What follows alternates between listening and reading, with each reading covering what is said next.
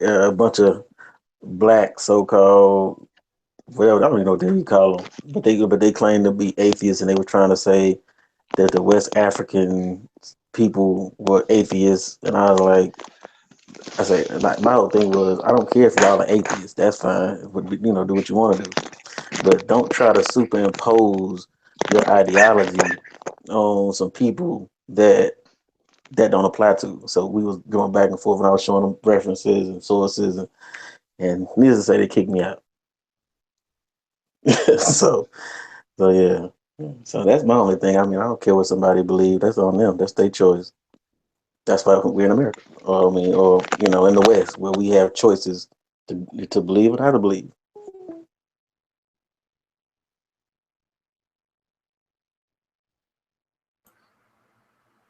Well, I agree with you 100%. What's going on? Are we getting sniped?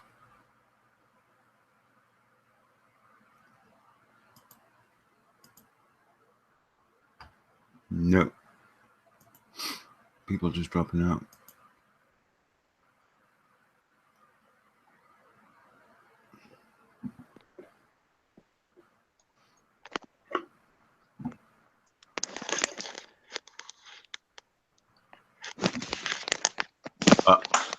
So you're back, are you? You're back.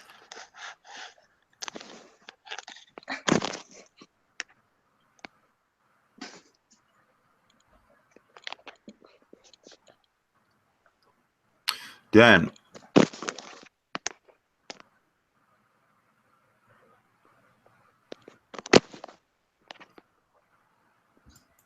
Yes, Sidney. were you? Did you listen anymore to that exchange between Gus and effeminate? No. Effeminate evolution? What's Dawkins call himself? Evolutionist false, something like that. Oh, right. Anyway, he's in there as evolution cults. Oh no, he left. He always rage quits these these um these channels that is in having a discussion. As soon as he gets, and it happens every time. As soon as he gets cornered, as soon as somebody calls him out. In this case, Gus did. He's blah, blah, blah, he's gone. So he's obviously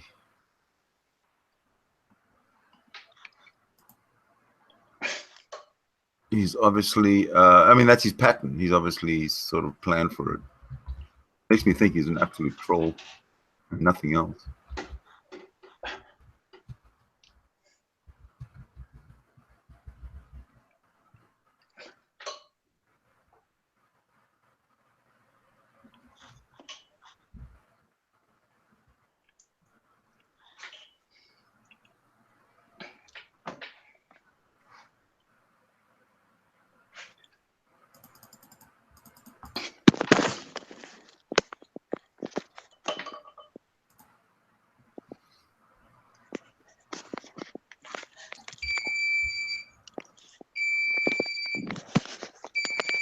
Oh fuck. What's that Oh, time? that's my slow cooker. You have a slow cooker with an alarm? Yeah, it lets me know when it's done. When it's done, what, 8 hours later? Yeah.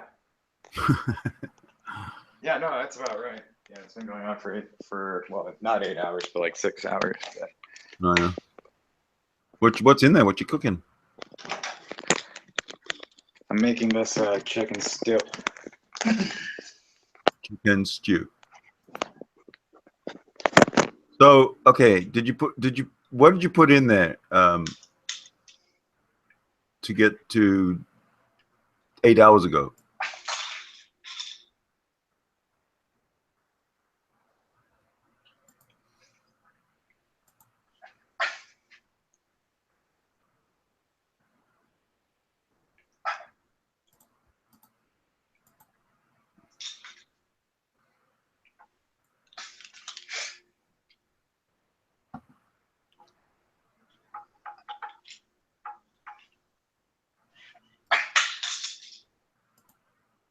Oops.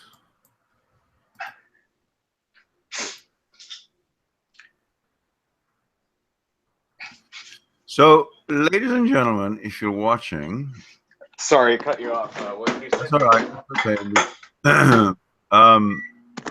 I think I'm going to share that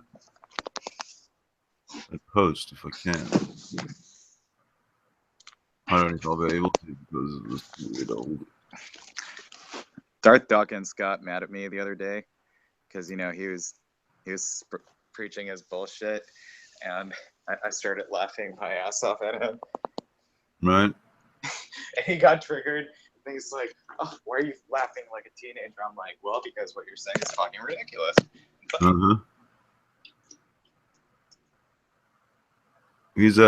He's actually one of the he's as big a clown as Christian Hillbilly. Let's face it.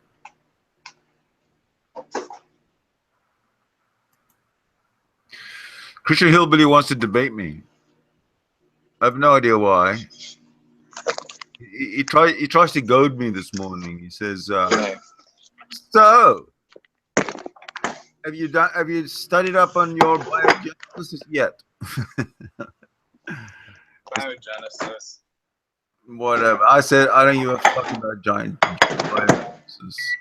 And then I basically said to him, until you either retract your statement that evolution is a lie straight from the pit of hell and realize that tell us that evolution obviously is not a lie, it's a fact, and we all know it. Till that happens, we don't have a common ground to stand on, as it were. Well, I mean, if you both agreed on evolution, then like. No, he doesn't. He says evolution is absolute a lie. In fact, yeah, I know. You know that, right? But like, what would you guys debate on if you both agreed on evolution? Well, that's what I'm trying to say. I'm trying to get him to do. How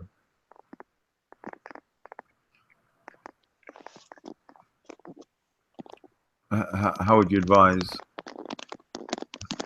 I mean, I'll tell you this. Like, the claims that Christian Hillbilly throws out. They're so standard among creationists.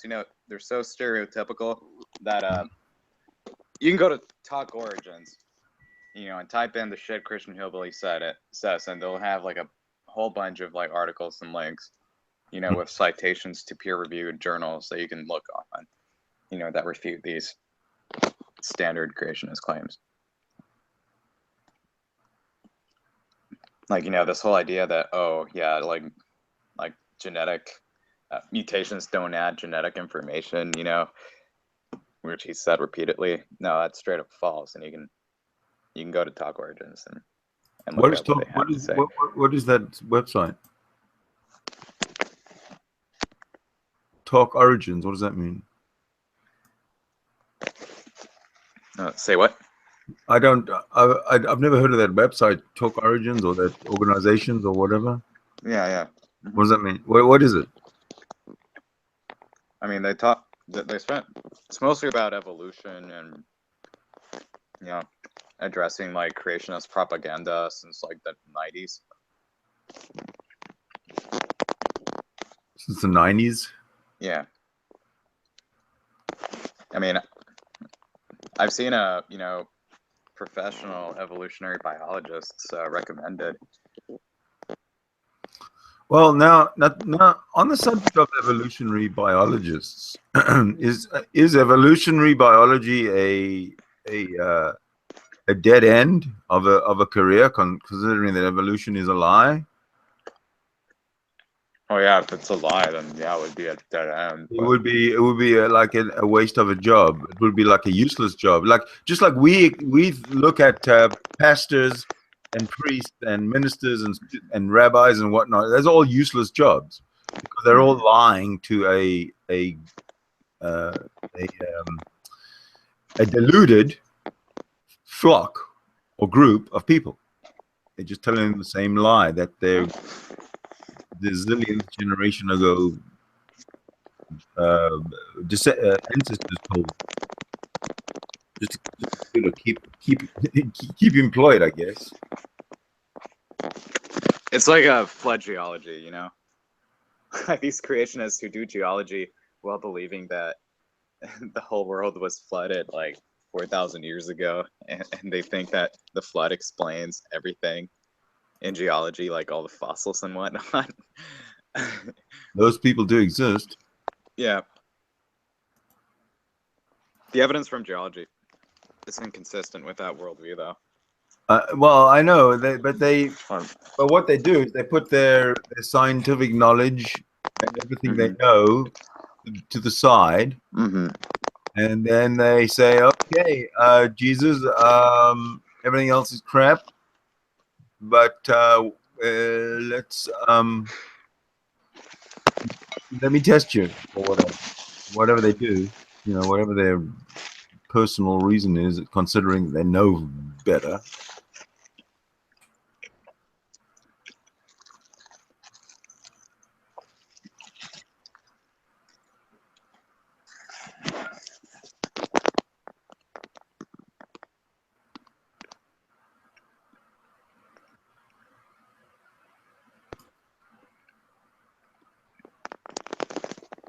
Like, flood geology does not explain at all the distribution of fossils, like the way these fossils are distributed in the fossil record. It was pretty funny watching Bill Nye bring that up to Ken Ham in their debate, and Ken Ham had like no response to it. And it's like, well, Ken Ham's about as big a dummy as any other Christian, so why would he?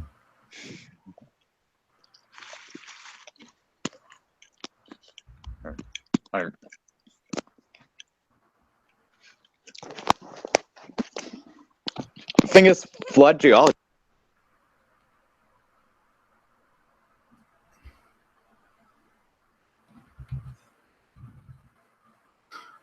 We lost you there.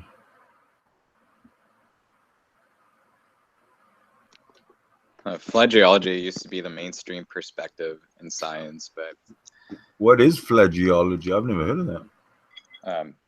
Well, you know what I just told you. They think that the global flood explains, you know, most of geological facts, you know, geological features on Earth. When the Grand Canyon was discovered, yeah, it was long after Christianity got their claws stuck into the planet.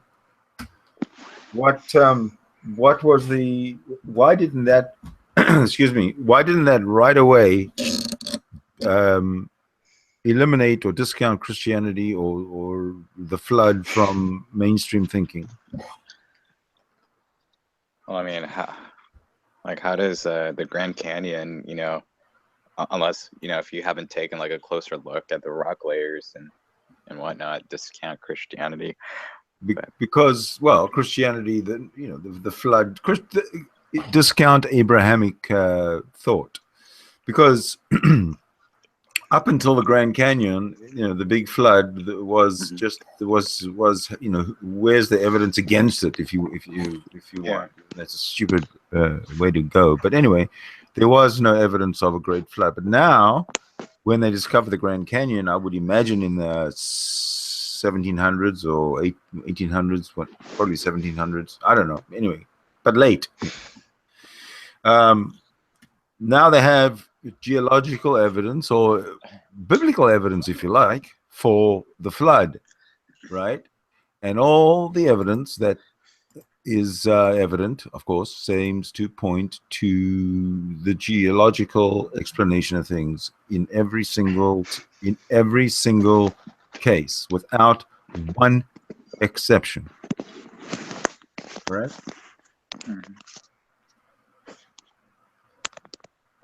Hey, hang on. So, like, wait, are you saying like you know, the Grand Canyon at first was evidence for the flood, or? No, I'm saying the Grand Canyon is absolute evidence that there was no global flood. Now, why was that not understood by the religious community at large when it comes to the story of the flood? Oh, I mean, but Why do they stick to it? Why do they stick to it and not sort of somehow make some kind of an amendment to their interpretation to sort of be, save a little bit of credibility? What they did was they lost it all credibility gone. Right, Jenny?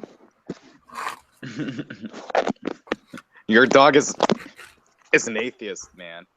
That's for sure, man. Yeah, no, she's a militant atheist. Yeah, man. Like, I mean,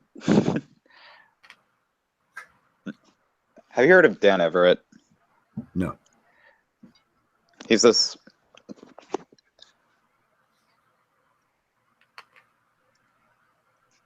ex-missionary who went to the Amazons to evangelize.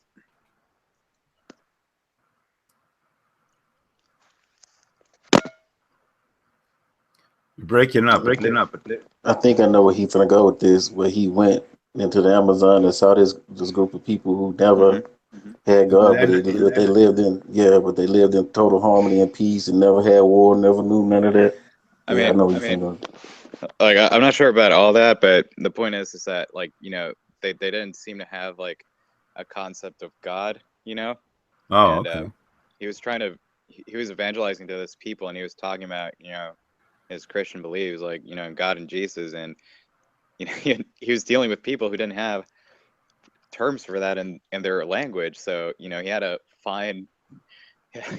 use his imagination and explain to these people like these concepts that, you know, They should have booed him off the stage at the comedy club.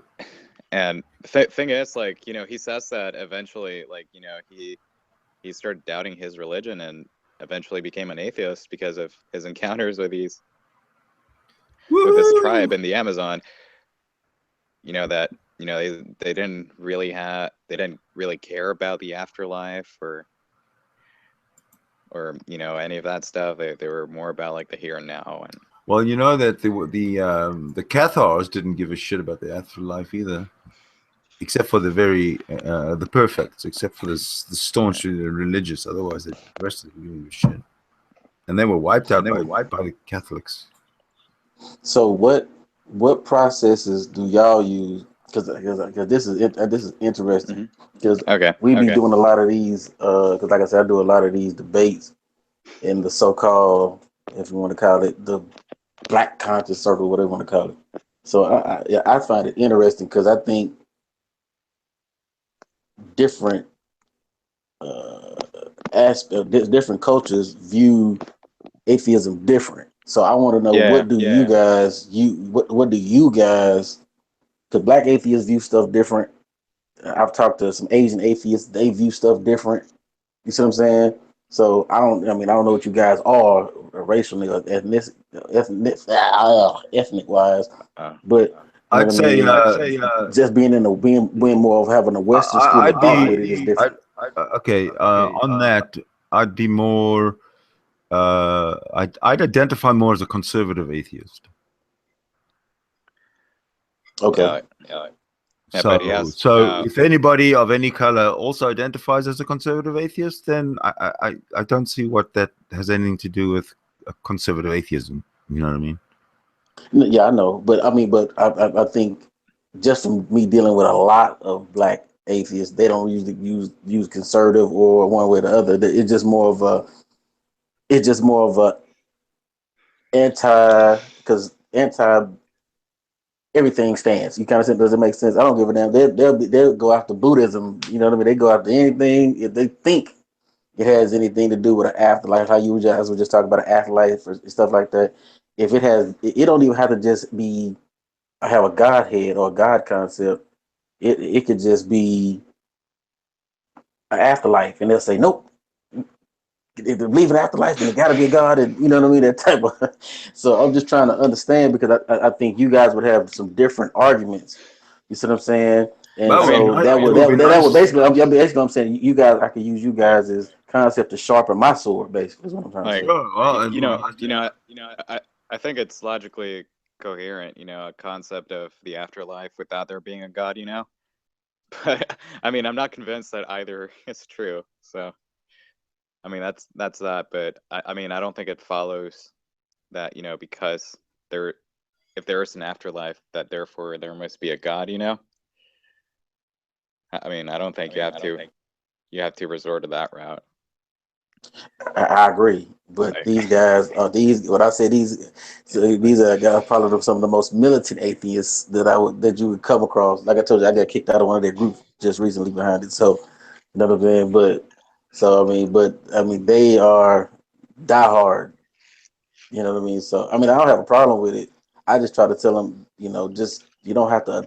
They're the type that attack you. like, Does it make sense? So I'm the type of person. I don't care what you believe. We cool. Like me and one of the guys I'm coolest with online is a dude named Psychopatheist. So you know what I'm saying. So me and him, that's probably the person I'm coolest with online. He's atheist. So we don't. I don't care about what a person believes or don't believe.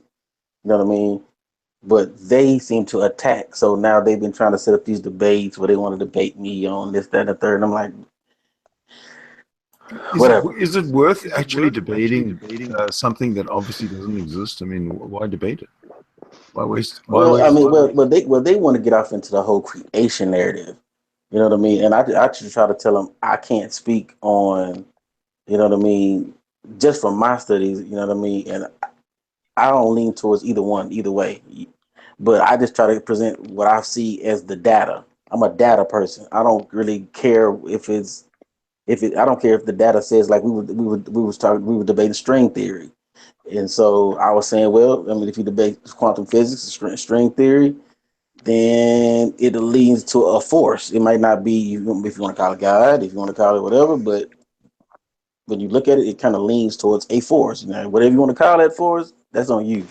You see what I'm saying? And so then when they want to talk about evolution, that's the debate they want to have with me about evolution. And I'm just trying to say, look, I don't care because I'm the type of person. I don't care if the data says there is no God. I'm with it.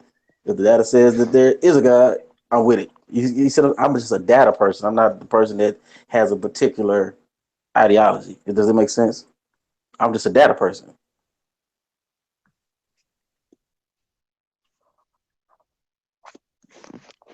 And what kind of data have you accumulated for yourself up to now? So far, evolution has so too many holes in it for me to actually hold on to it. And based upon scientific definition, it can't pose itself to be a theory because in order for something to be a theory, it has to be observable, which evolution takes place too slow for it to be observable with the naked eye, and then it can't be replicated. So because if it's replicated, then that means it's in a controlled system. You see what I'm saying? So evolution is supposed to happen in an open system. So it's impossible for evolution to be a theory at that particular point. So at best, it's a working hypothesis or hypothesis. So how I look at it, you know what I'm saying? You can't say evolution is fact because it hasn't even progressed past the theory. It's not a theory, but even if it was, it hadn't passed into the law phase. So you see what I'm saying? So because it steps to something to become a scientific fact. You Okay, see what I'm so saying? And as it I makes through understand those what you're saying, steps. but what I have a question for you now is, when was the last time, or what was the last source of your information? When was the last time you actually looked it up, and what was it that you got your information from? I mean, evolution is straight up testable, repeatable, and observable. Just because, we weren't around millions of years ago, it doesn't mean it's not testable or repeatable or observable. It's like, the model makes testable predictions, that have been verified over and over again. It's kind of, it's sort of like forensic science, when people try to solve a crime, let's say that happened, a few weeks ago, and none of the investigators working on it were there when it happened, but, they look at the evidence left behind from a past event, evidence that remains into the present. They look at the evidence and make inferences from the data and whatnot. That's sort of how. That's sort of how science works a lot of times when science is used to, attempt to discover our origins and what happened in the past when nobody was there. Well, to say that it's not observable is absurd. You can see the ancient fossils for yourself. Well, the thing is that since they found Ardipithecus there, which is a transitional fossil, which is what all the God of the Gaps people were saying they were looking for, and now they found it. There's no argument anymore. Evolution is a fact, signed, sealed, and delivered. There is no argument. There's no debate. Just as there's no debate about everything else that science has proven beyond any doubt whatsoever. There's no debate about the speed of light. Let's just does the Christian view of the speed of light matter if they think that it's not whatever it is, 180,000 meters per second, whatever? But it's like, okay, I'll give you an analogy. You're a crime scene investigator, and you're out at the scene, in the middle of the woods. You see this dead body lying on the ground, and it's covered in blood. And then you take a look at the skin, and you see like this wound there.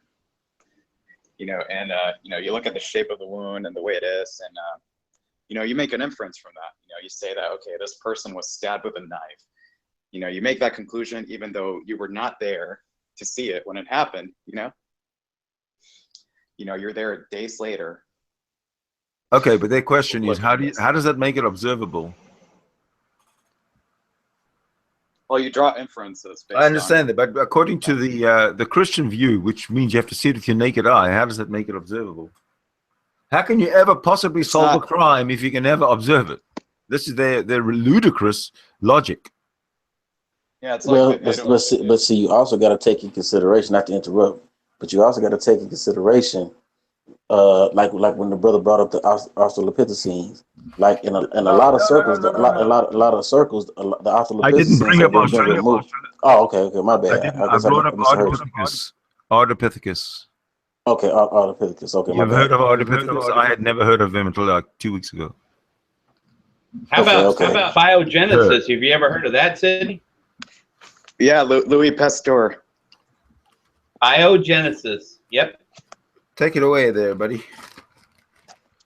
Explain. Wait, hang on. Let's deal with D Reds first, and then go on to hillbillies. Okay. Yes. Good idea. One point at a time. Go ahead. No, but I think. I'm sorry. No, go ahead, bro. You can go ahead. Oh, I was just going to. I'm happy to sit back and wait my turn because I need to man up and act about something, especially something as basic as biogenesis.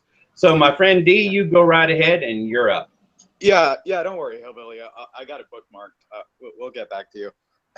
No. I just was my whole thing was I was just saying that because you brothers had asked what can made me come to that conclusion. What a lot of things that made me come to, because you guys say it's observable, but when that would correlate based upon you guys are saying it's observable based upon the fossil evidence, but a lot of people argue, a lot of different scientists argue that there actually is not a lot of fossil evidence because a lot of the like Neanderthal has been moved into full human phase pretty much for the most part.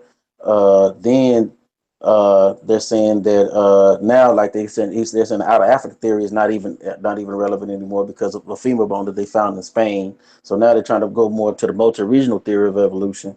Now, then you have to look in the fact that a lot of those fossils have been viewed and taken from the evolutionary tree. So then, when you take into the consideration, you know what I'm saying,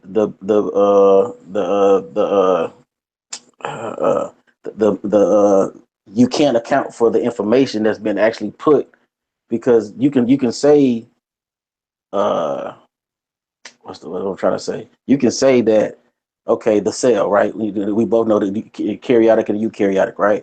But you can explain the cell, but you cannot explain the information, how the information got in the cell. So that's one of the problems that they're having. So I mean, there's a lot of problems. Like you said when you asked me, what have I studied to make me come to the conclusion? Evolution is not a Locke-type theory. I mean, even mathematicians are saying that evolution violates the law of mathematics, violates the law of entropy. It violates the law, the second law of thermodynamics. It violates too many laws for it to actually be a fact. You understand? You understand what I'm saying? And this is just from a non-biased point of view.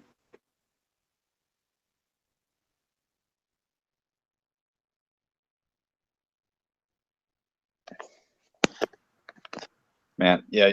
I mean, I understood what you're saying, but that man, that was quite a mouthful. You know, where to begin?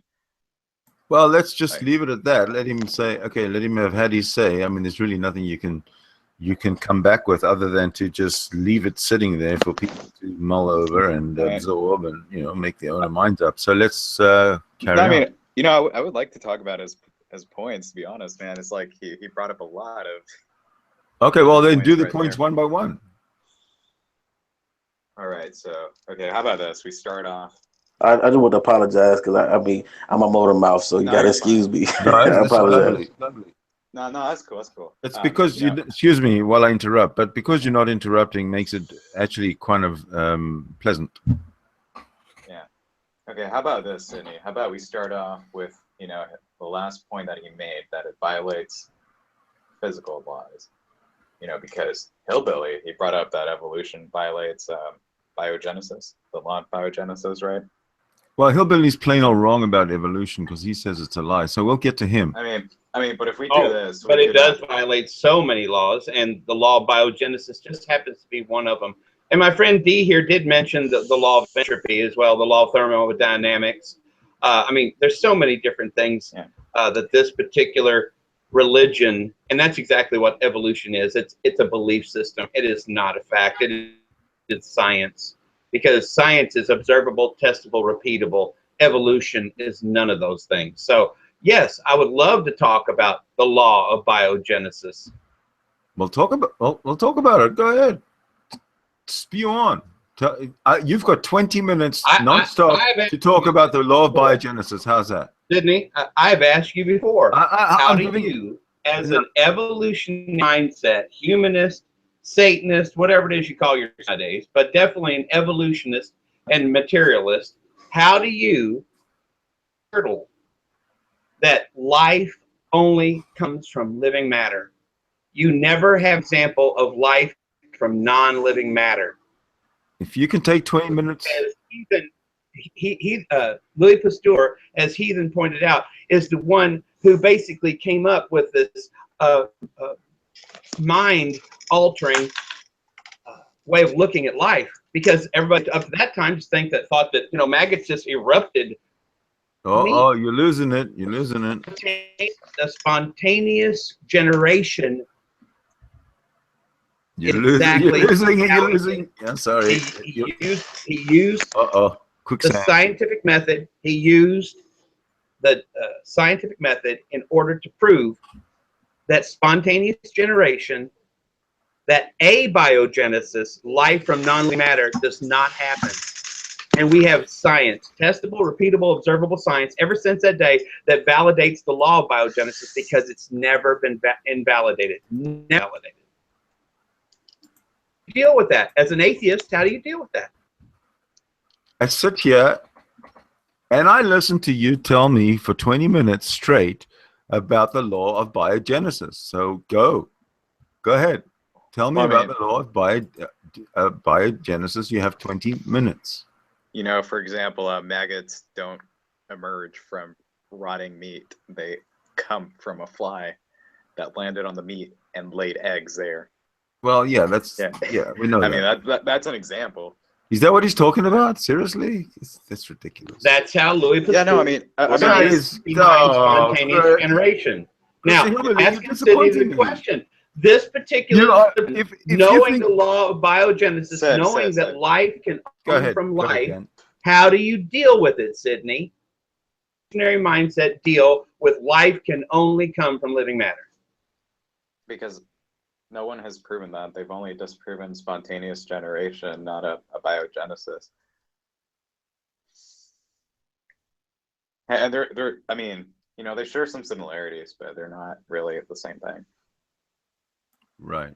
Okay. So to move on, why don't you go look in the dictionary? When you go look up abiogenesis, it says synonym, spontaneous generation.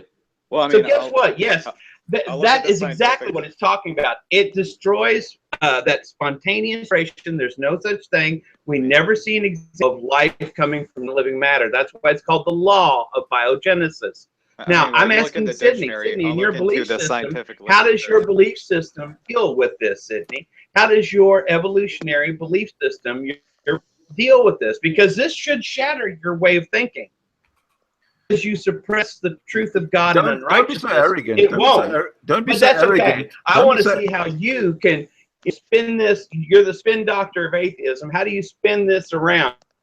Go ahead and make yourself feel better about your non-belief. Is this a question you're asking me then? Can I actually answer it without you interrupting me? Thank you. Well, your question is absolutely irrelevant when you mention that evolution is a belief system, because evolution is an irrefutable fact of science. The fact that you are saying otherwise is showing me what an uneducated buffoon you really are. End of speech and statement. Thank you very much. Next subject. I kind of figured you had no retort. I understand that. And okay, your limited intellect. I'm going to only let you insult. I'm going to bring up. Deal with the questions being brought to bear against your belief system.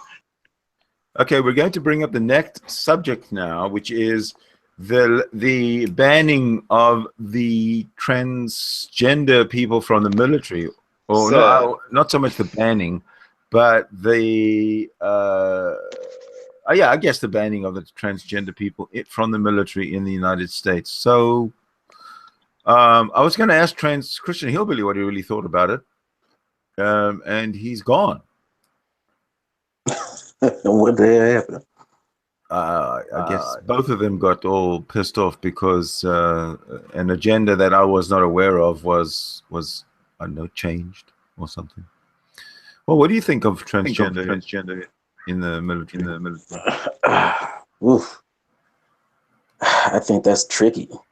I mean, just homosexuals in general are like 2-3% of the population, the American population, somewhere around there, 5%. And I think transgenders are even less than that. Well. So the reason why I'm saying it is because there's such a small percentage of people in the military that I would be more concerned about the comfortability of the average population over the comfortability of the super minority population. And what I mean by that is I wouldn't force 97% of my troops to accept a 3% minority. Does it make sense? Because I mean, I feel like because we're already asking a lot of the people to go to war, fight wars that they may not even understand why they're fighting them, things of that nature. So to actually have those guys and girls have to now deal with something that they may not want to deal with on the aspect of based upon what a person's choosing to do, because I know people try to equate transgenderism or homosexuality to a racial dynamic, when a person that's black can't change their skin, but a person that may be gay can choose to or choose not to outwardly display their sexual preference. Yes. So I feel like if a person chooses to want to dress like that's a woman that chooses to dress like a man, that shouldn't be accommodated by the military. If a man chooses to want to dress like a woman, I mean, because who's to say that a straight man says I'm gonna dress up like a woman just to have access to the women's locker room or the women's whatever the case may be? You see what I'm saying? Because now you open up a Pandora's box. But correct me if I'm wrong, but the issue is not about a man dressing up as a woman. The issue is about transgender. In other words, there's surgery, there's hormones, there's medication, there's a sex change, a gender change undergone. It's a medical procedure that takes, I don't know, quite a long time, I would imagine, to complete. That's what we're talking about. We're not talking about just somebody cross-dressing. That's not. Well, but again, even with that, that's still a man. It's like, would you have just because a man have a surgery to make himself a woman? Would you allow him to fight women in boxing? No, because he's still a man. He's still going to be stronger, physically stronger than a woman. He's still, no matter how much pills and stuff he takes, he's not going to ever have a womb. He's never going to have a period. He's still not going to be anatomically a woman. Okay, that's even a with the very surgery. good point. That's a very good point. I got a question. Can a transgender person join the military football team or the military whatever sports team of their choice? That's a good question. And if they can, I don't know. And if they can, which gender do they join? That's a good question. Army versus that's something I don't know.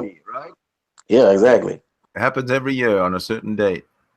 And so then, like, okay, like a friend of mine, I don't know the person, but a friend of mine knows this female who went to the extent to where she's taking so much steroids and so much, hormonal, whatever you want to call it, to where she actually, the girl actually looks like a man. It has a beard and everything, right? Yeah. But when they go to the gym with this female, I still call her female, she still can't lift what a man can lift. Even with all of that, even if the muscles are big muscles and all that stuff, she can't lift what a man can lift, even with all that. So it's like, it's still going to always be that. I don't think that's necessarily the arbiter of why a transgender shouldn't be in the army. What I'm thinking from the point of view of actually the army, does the military need transgender people specifically? The answer is an unequivocal no. So that moves the issue out of the transgender realm. But let's say the best cryptographer in the world was a transgender person. Then the issue becomes relevant, because it's the cryptography or the cryptographer skills that this person would have to be the best code breaker in the military, for example, would override the transgender identity of that person. This is where there's a gray area, because I personally don't think that there's any real need for transgender people in the military from a military and a transgender point of view. There's really no need specifically for transgender people. That's how I sort of approach this. I agree. Dan, the liberal man, what do you think?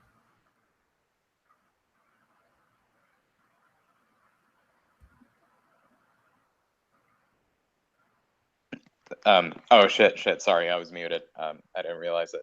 Yeah, I don't care enough about this topic, man. I already told you what I think, and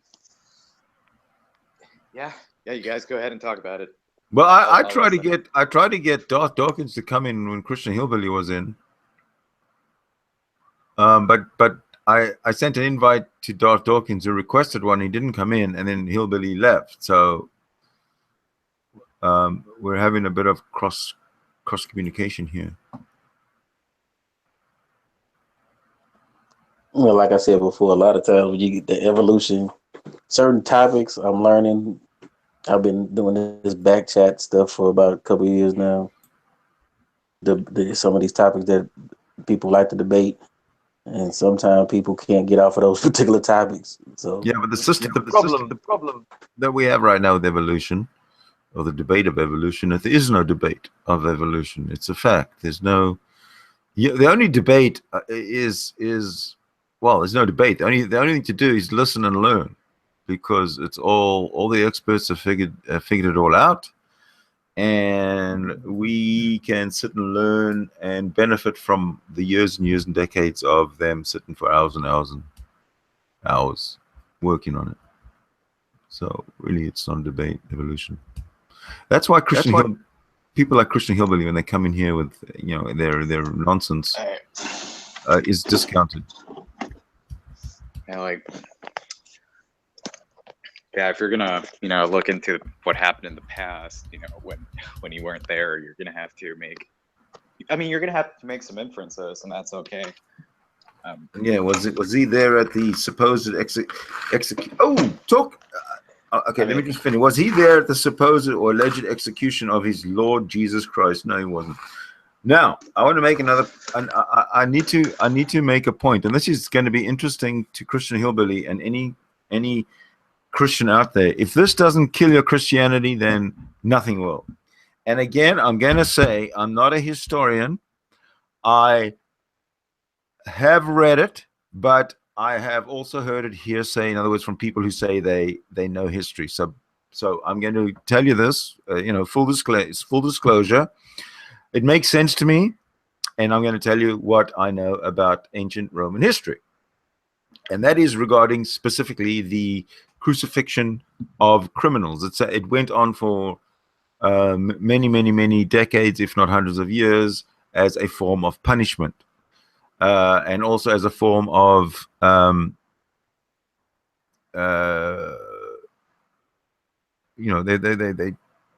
they crucify people and leave them up there. Don't do this crime because this is what's going to happen to you. Now, regarding that, I was also told, this is the thing that I haven't verified, but this is what it makes sense to me, is that the crucified people were stuck upon these pieces of wood and left there to pretty much rot and be attacked by the animals and the wolves and the hyenas and whatever's out there in the desert in the middle of the night, and carted away and disposed of through various digestive systems. In order for that to happen, the cross would have to be on the ground. The person who's being devoured by these animals and rotting away on the cross or on this piece of wood would have to be pretty much standing on the ground or even kneeling on the ground. Or the cross itself would have to be buried deep enough for that person to be in that position so that the wild animals can reach this person to devour them. The story of Jesus Christ, as far as I am aware, as far as I know, as far as been told to me, is that there's a big cross. Jesus is stuck up on the top of it. He's you look up at him and he looks down at you. There's no ways that any wild animals could reach Jesus Christ or anyone on a cross who's stuck that high up. So this whole notion of crucifixions being taken or being made of people, I don't know, 30 foot into the air or whatever, out of reach of the wild animals, is a lie. It's a hoax. So Christians worldwide and your ancestors, you've all been hoaxed. You've all been taken for a fucking ride. So it's time for you to... Now I'm going to tell you the argument they're going to make. All right, I'm going to tell you the argument because I deal with these people. The argument they're going to make is going to be that there are several outside sources that attest to the existence of the one you would call Jesus Christ. You would have Flavius Josephus. They're going to tell you about Tacitus. They're going to tell you about Pliny the Younger. They're going to tell you about I think Pliny the Elder. They're going to tell you somebody. I'm missing some people.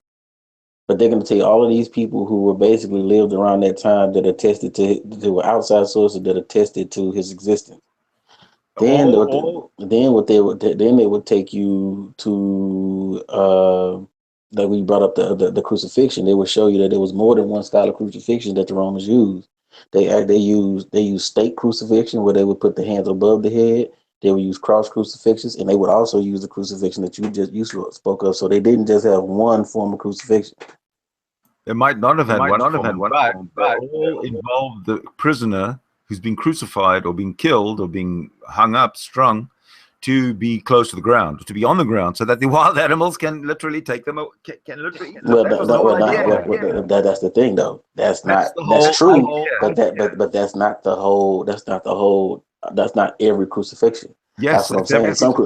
Some crucifixions were higher up because they wanted to disrupt the rib cage, and so them hanging up that high, broke the rib cage, and they wanted them to die slowly. So it depends on the type of punishment they wanted to affect on them. Where's the Now that's sources? you can read I want the your history of sources as history well. the history of the history of hold on, let me get it.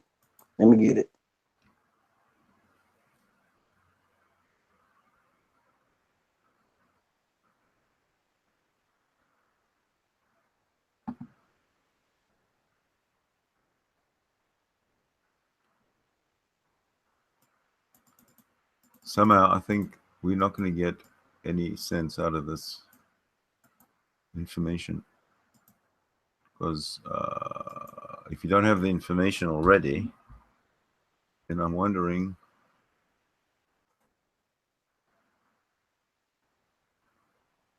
if you're actually going to produce it, and I doubt it so far. But we're waiting, viewers. Thank you for waiting so patiently, both of you.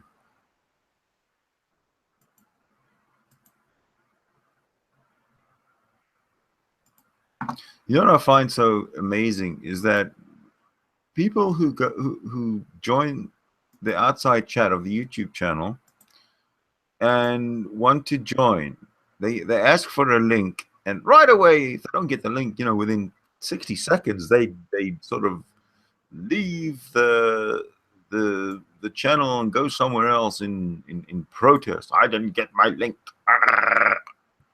Well, sorry, man. And I did send everybody who asked for a link. I get around to it because I'm on my own doing all the techie stuff, switching. Oh, hello. Hey, what are you guys talking about now? What? You're not watching us? You're not following us like a hawk? On YouTube? Nah, not yet. I haven't. Okay, what I was mentioning was that all the Christians are wrong. They are barking up the wrong tree, as it were, because all crucifixions and all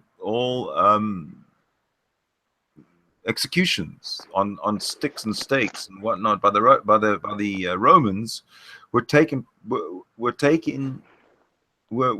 of the result that the prisoner being tortured or executed had to be close to the ground, so that once he's dead, the vultures and the wild animals and everything could rip him into pieces and eat him and drag him away, because that was the whole idea. They stuck you up on this post. You died right away, or you died after a few days, whatever it was, and then you got ripped, or you got dragged away and decomposed, and the wild animals and the vultures and the buzzards and whatever was in the area came and pretty much ate you up, dead.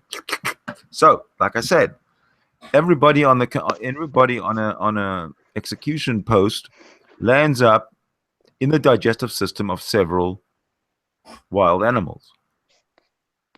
In order for them to do that, in order to have that end, to meet that end, they have to be close to the ground at all times.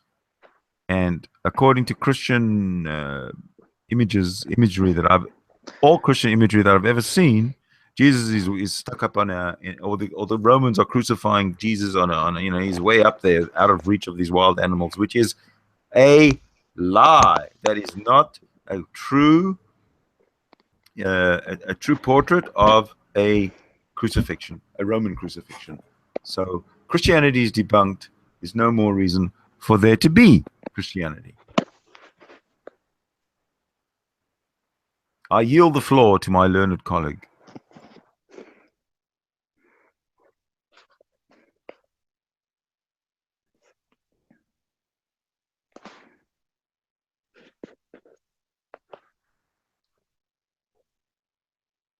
As my learned colleague has nothing to add to my brilliant dissertation,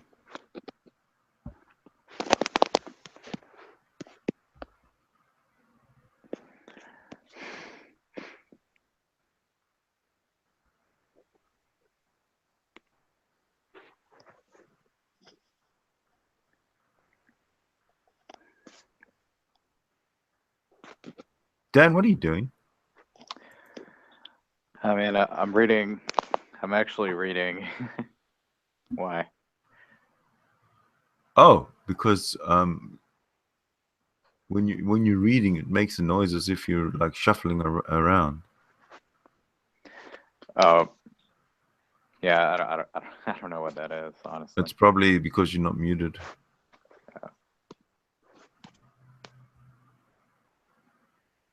We have a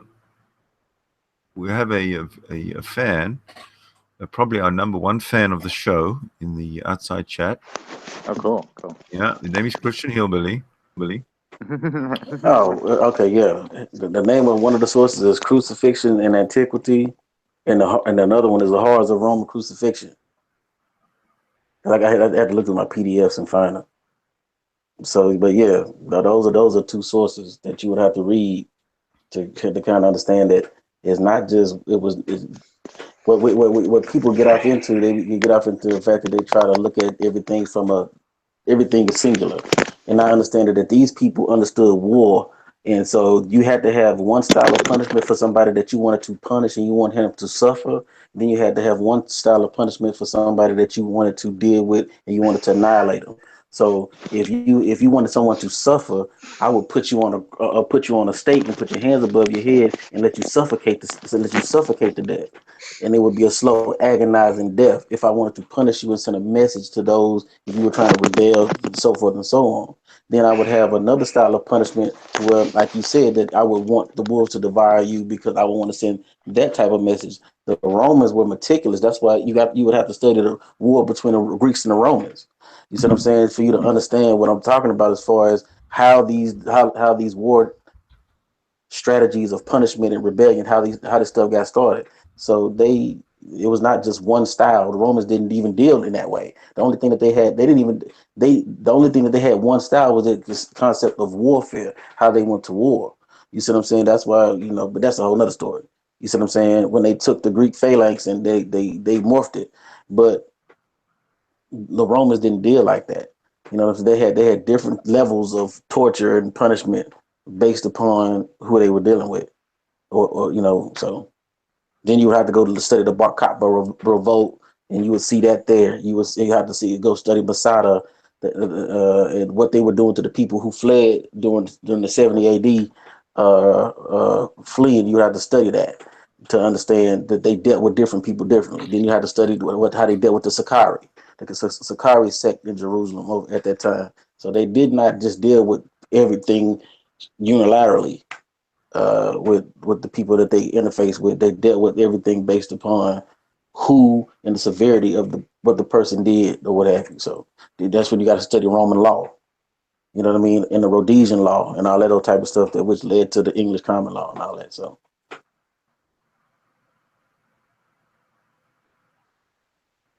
You know that Roman citizens were not allowed to be crucified, right?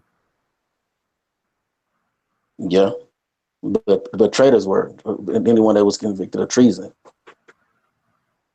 No, maybe, but for the crimes that non-Roman citizens can be executed for, Roman citizens no.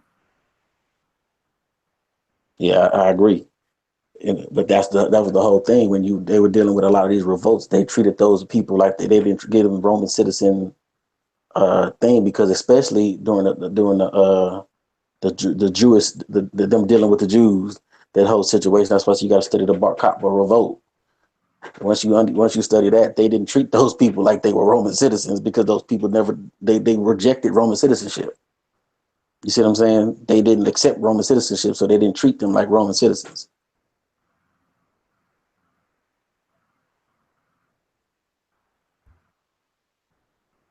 See, I'm not a very good at the whole evolution thing, but the history thing, that's pretty much what I'm good at. But I'm the evolution and the science aspect. I'm not really that good at that. So you can kick my butt on that all day long. But the history thing, that's my forte.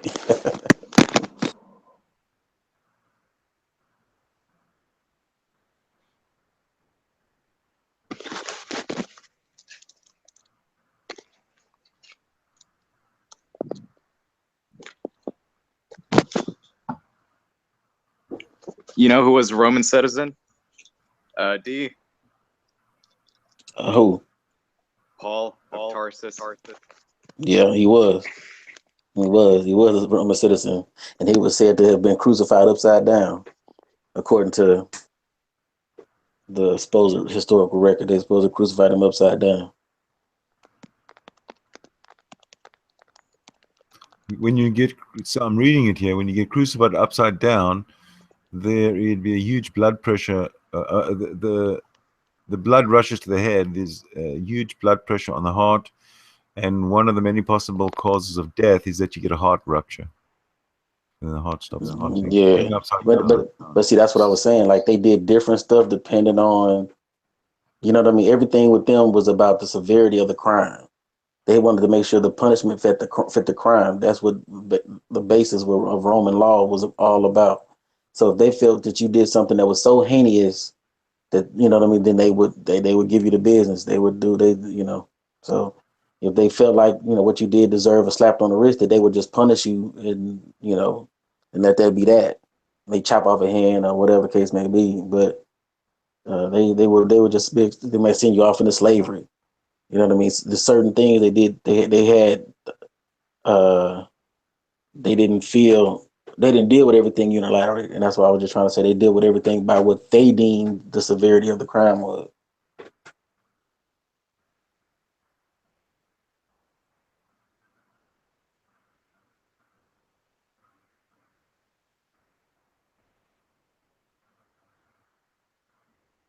The Romans were very interesting, and That's why I said you got to look at the war against the Greeks. That is probably that's the war that nobody talks about in history. Through the annals of history, you'll hear about the Punic Wars, you hear about all of that, but you do not ever hear about the war between the Romans and the Greeks. Understand that was a big time war. That was one of the bloodiest wars in history, but nobody ever talks about that. How do you make a claim that the Greeks and the Romans, their wars aren't part of the historical record? No, I didn't say it's not part of the historical record. I said it's one of the wars that nobody really talks about. You know what I'm saying? Everybody knows about it. People know about it, but I'm saying the Punic Wars get all of the around that time period. The Punic Wars are the ones that most people talk about, Carthage and Rome, but they don't understand that before Carthage and Rome, there was Rome and Greece. Yeah, but Greece was pretty much absorbed into the Roman Empire. There was no real war.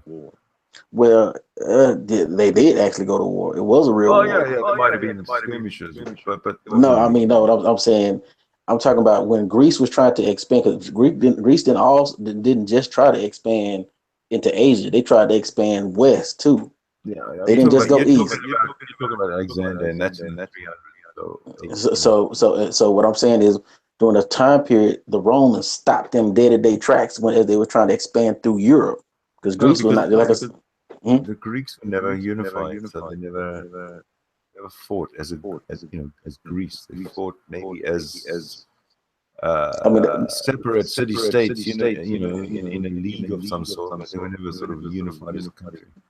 I understand that. I'm just using Greece. I'm not going to go off into Macedonian versus the Athenians, and I'm not going to get off in all that. So I'm just saying Greece as a whole.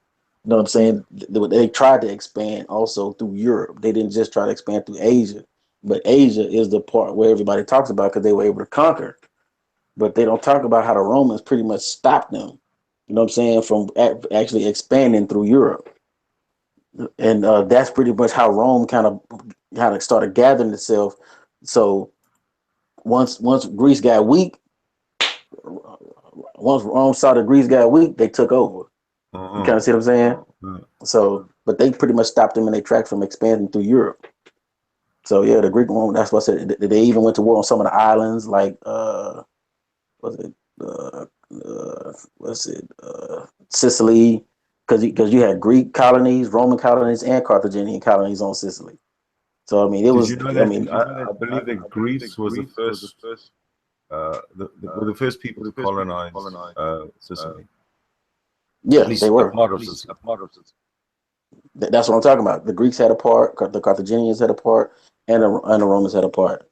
I So know, but yeah, they it didn't was all come at the same time. nuh-uh. But at one point they were all there at the same time. Oh, They didn't oh conquer it yeah. at the same time, but at Oh one yeah. point they Oh were all yeah. there at the That's same true. time. You know what I mean? And so the Carthaginians and the Greeks were teaming up against the Romans, and they was making little ally. I mean, when you study that stuff, it is fascinating. It's It like is fascinating. I love that stuff too. yeah. So it's interesting. I love talking about the Punic Wars.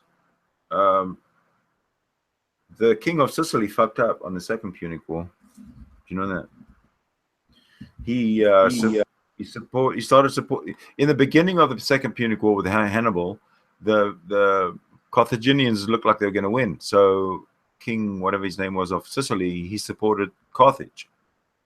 And after some time, Rome got the upper hand and, of course, won. And so Sicily was on the losing side. Now, the fascinating part is how Rome won. So when you study that Hannibal, some of the Bedouin tribes, he had pretty much all of the Bedouin tribes. I guess you can say the North African tribes that were they were rallied behind a king. I forgot his name, but he wanted Hannibal's sister or niece, something to that effect. And Hannibal ended up giving her to someone else. And so once he did that, he lost, I guess you can say, 60% of his fighting force. And so once he made that move strategically, he didn't have the manpower to defeat Rome. Well, once he crossed the Alps and everything with his fucking elephants, he didn't really have the supply line. Yeah, they were that. Yeah, that was a horrible move too. I ain't gonna say a horrible move, but you can't make that move without having ships having trying to have a time frame to where the ships could come meet you at a certain point to pick you up. So he assumed that he would make it there with his total army, and not understanding that you can't. That was impossible. You weren't gonna cross no damn mountains with no elephants and keep everybody. So Hey, yeah, Didi. Welcome. Yeah.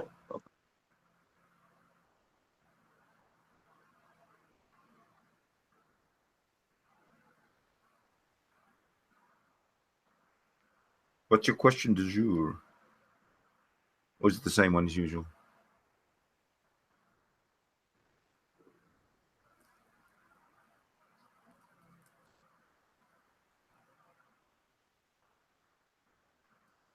I got a question for you then, Didi. Do you agree with Christian Hillbilly that evolution is a lie straight from the pit of hell?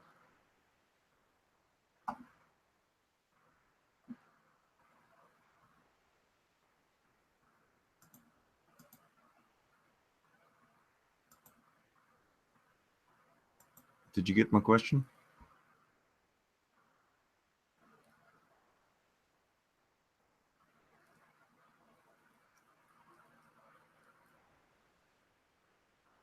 We're not hearing you if you're talking because there is silence.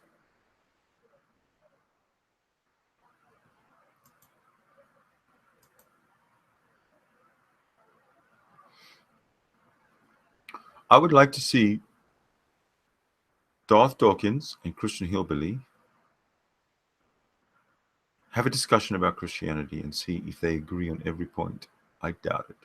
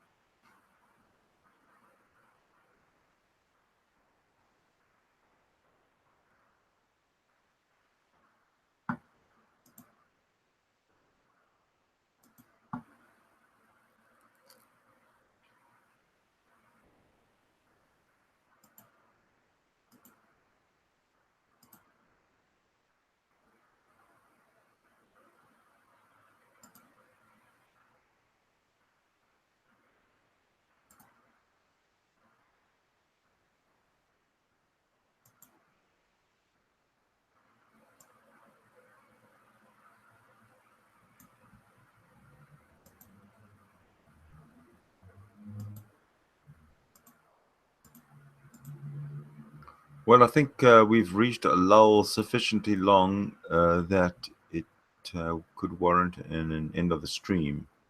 So for this particular edition of The Atheists, Coast to Coast, The Atheists, Religion, Poisons, Everything. Thank you so much for watching. Before I go, might I implore you to like, subscribe, and donate to my channel.